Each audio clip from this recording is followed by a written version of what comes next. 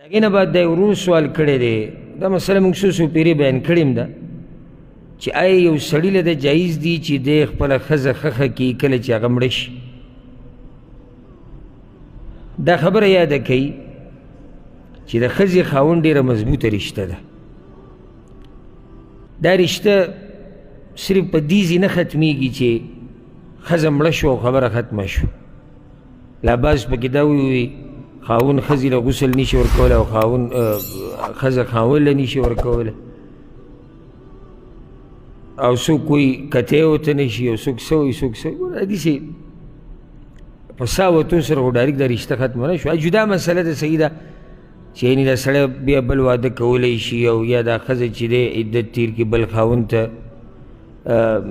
په نکاح کېدی شي، خو دا خبره یوازې په دې خو داسې ختمه نه شوه. لکه عجیبه خبره ده، دا عجیبه چې یو سړی مړ شي، پردی سړی زموږ دا طریقه ده چې مړی په کور کې ایساره و لازم سټی، دا یو ناروا کار دی. بیا دا دنیا را جمع شي دې کور ته، په دې کې پردی زنانه دنیا راځي دې سړي ته ګوري. دې باندې څوک رد نه کوي چې یاره دا سړی خو د دې ښځې دپاره پردی دی، دا ورته څنګه ګوري، خو خپله ښځه نه.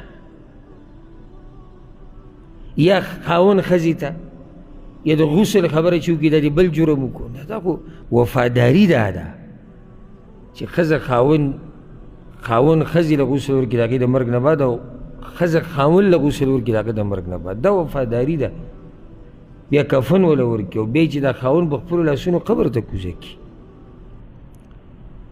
یعنی رسول صلی الله علیه وسلم په دې دلیل وښیم. ګوره رسول صلی الله علیه وسلم د خدیجې رضی الله عنها د مرګ نه بعد د هغې د ملګرو به خیال ساتو، یعنې کومو زنانو چې د هغې سره ملګرتیا وه هغوی له به یې هدیه او تحفې لېږلې. داسې وړه رشته خو نه ده چې یاره ښځه مړه شو قصه ختمه شو یا خاوند مړ شو خبره ختمه شو. نو وفاداري دا ده. خو د افسوس خبر ده چې دې ډېرو له چل نه ورځي. یعنې موږ صرف د خبرو مرڼي وو، موږ ته د خبرو ووایه، په علماو باندې اعتراض، په دیني طبقه باندې اعتراض، دې ته موږ ډېر تکړه یو.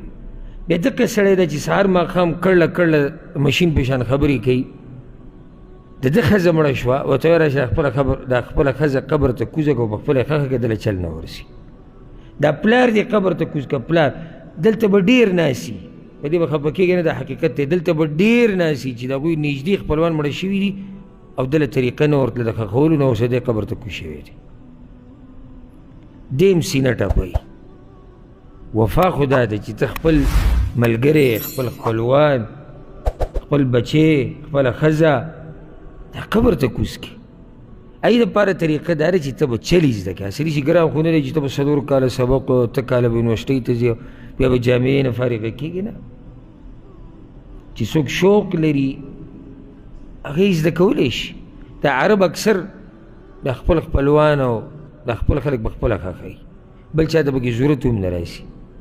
زموږ هغه نینداري کوي، یو 2-3 کسان یې بس د هغوی دا کار دی، مشران سپین ګیري، د هغوی هم غلطي ده. څوک لاس نشي وړلی، که لاس وړي چغه کوي د باندې راکوز نه شي. لکه پرېږده دا مسلمانان چې چل یې زده کړي، پرېږده چې قبر ته نن نور کوشي، پرېږده چې دا قبر بل څوک جوړ کړي، چې دا مسلمانانو ته خو دې پته ولګي که نه. دا به هر وخت ستا دپاره 2-3 کسان یې هغه به مړی ښخوي او مړي ته کفن اچوي. دا خو زما ستا د یعنې د عبادت مسله ده داسې چې هغه موږ کې هر چا ته راپېښېدی شي. اوس که څوک ماله دا لیکل راکړي چې زما په خپلوانو او په یارانو مرګ نه راځي، جدا خبره. نو هر مسلمان به دې ته ځان تیار ساتي. پلار دې کېدی شي مړ شي، مور دې مړه شي، ورور ښځه دې مړه شي، بچي دې مړه شي، څه به کوې بیا؟ څو بل ته ناستې چې هغې ښخ کړي، اوس کوم شي ګران کار دی. نو خاوند خپله ښځه ښخولی شي، بلکې دا څه ده؟ دا وفاداري ده چې وی کېدی سي، خو شرط پکې څه دی چې دغې شپې له یې کوروالی نه یې کړی. بارک الله فیک. جواب چا راکړو؟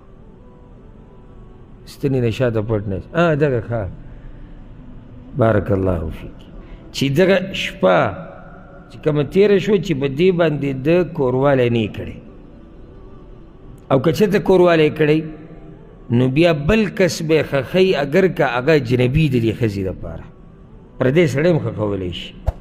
خو شرط پکې دقه یو دی لکه حدیث د انس بن مالک رضی الله عنه وی شهیدنا بنتا لرسول الله صلی الله علیه وسلم د رسول الله وسلم لور چې دی هغه مقبرې ته راوړی شوه کله چې د ښخولو ټیم راغی نو ما رسول الله وسلم ته وکتو چې هغه د قبر په غاړه ناست و فرأیت عینیه تدمعان او د سترګو نه اوښکې روانې وی هل منکم رجل لم یقارف اللیله تاسو کوم سړي د دې شپې ښځې سره نه یې میلاو شوی نو ابوطلحه رضی الله عنه وی زه نو رسول الله وسلم ورته ته قبر ته کوشي حالانکې د هغې خاوند عثمان رضی الله عنه خو دې ټیم کې ابوطلحه رضی الله عنه کوشو ځکه چې هغه دغه شپې له د ښځې سره کوروالی نه و کړی نه و میلاو شوی دا شرط دی هر چې رسول صلی الله علیه وسلم دی نو د هغه په ژوند کې صرف یو بیبي وفات شوې ده خدیجه رضی الله عنها او دا نور ټولې د رسول وسلم نه بعد وفات شوي دي خو دا خبره بیا هم ثابته ده د حدیث د عایشې رضی الله عنها نه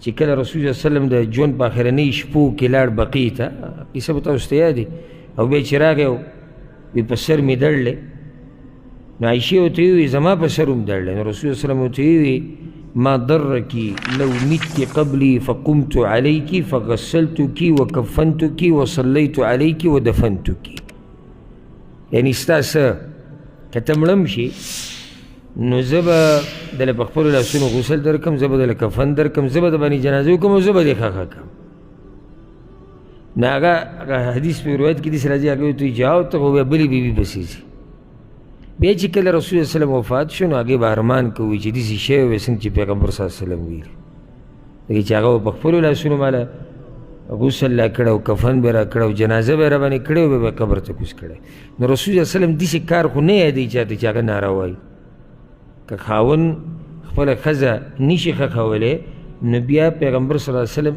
څنګه عایشې ته وایي چې ما به تله کفن در کړی او یا به ما ته ښخه کړی